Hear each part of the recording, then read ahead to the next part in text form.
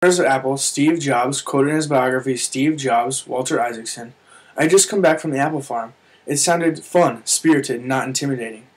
Apple took the edge off the word computer, plus it would get us ahead of Atari in the phone book. Not many people know where this empire of a computer company ever came from. It was actually built out of a garage in California. I'd always wondered where they came up with such an idea for a technology company off of a small fruit. Currently, I'm an employee at the University of Nebraska Computer Store, where we are an Apple on-campus retailer. Through my job, I have the opportunity to become certified through Apple at the highest level of sales professional recognition. After viewing my speech today, you will have a better knowledge of the Apple company and how it has grown to a dominant corporation of today. In order to understand who they are, you have to understand where they have come from. We will be talking about the beginning of Apple, the middle years and some rough spots, and then on to discuss about the technology giant of today. Many companies of today started as small projects that evolved into something no one could ever have imagined. The Apple company was not built in a day. It had to be built from the ground up. 3 men came together to do such a task. According to a 2009 special Top 10 Apple Moments, the company was started by Steve Jobs, Steve Wozniak, and Ronald Wayne. The same article states that Steve Jobs was a 21-year-old college dropout, Steve Wozniak was 26 years old and worked for HP, and Ronald Wayne had actually worked with Jobs at Atari for a little while. These guys hung out in Jobs' parents' garage and eventually started the company Apple. The article also goes on to state that Wayne had ended up selling his portion of the company for $800 shortly after they had started. A small amount of money that could be worth so much today. The first Apple computer was born in 1976, and the Times Special states that it seems positively antique by today's standards. The original computer that was handmade and was in a wooden box. This was basically like a glorified calculator, something that blows my mind. The Apple company had lifted off from the ground, but there was many more things that would come up as issues. The middle years were not always the greatest, but these were the troubles that transformed Apple the company. Like almost every company in the economy, there's always going to be competition. Apple while building the first Mac, realized its competition at IBM. Isaacson, in his book Steve Jobs, talks about how Apple had become very cocky, and they had failed to recognize that the corporate technology managers might feel more comfortable buying from an established company like IBM rather than one named after a piece of fruit. When trying to be a successful company, you always have to be aware of your competition. With neglect to this, you will not succeed. Apple's co-founder and CEO, Steve Jobs, was a bit of a crazy man. One defining moment of Apple history was the firing of Jobs in 1985. The Times special talks about how early Apple employees thought Jobs was uncontrollable and did not even care about what anyone else thought. The board ended up bringing him John Sculley to help monitor Jobs, and he ended up being the man that orchestrated the firing of Jobs.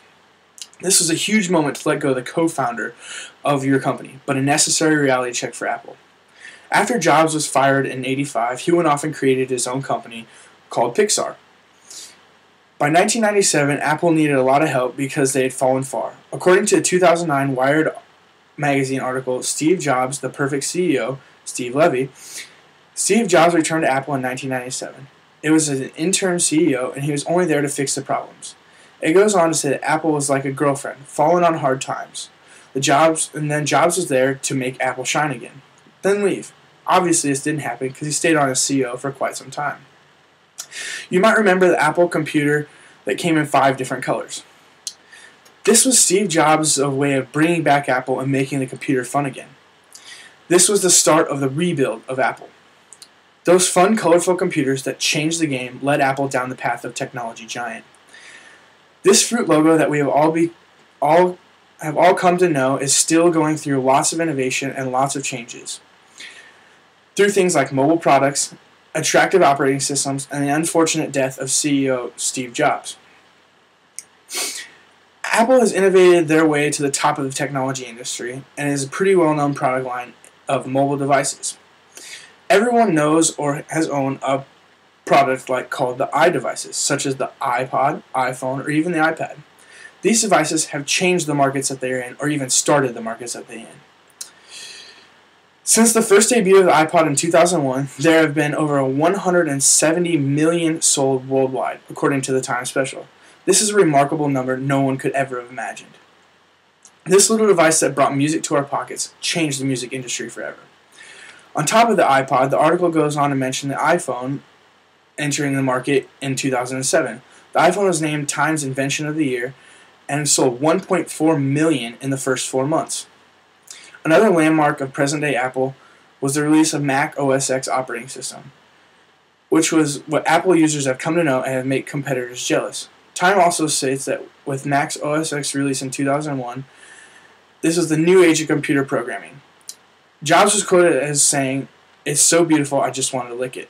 A little excessive, but still an awesome operating system, and maybe one of the reasons that I have never returned to PC after joining Apple. One of the most recent defining moments of Apple history was the death of co-founder and CEO Steve Jobs. On October 5th, 2011, at the age of 56, Steve Jobs died of cancer and other illnesses.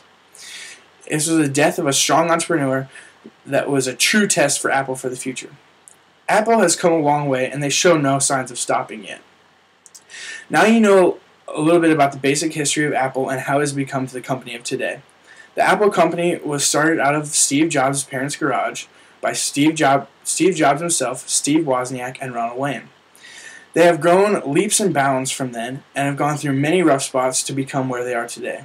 They fired their CEO, they brought him back, they have created products like iDevices, the iOS devices, operating systems, and then now have suffered the death of Steve Jobs.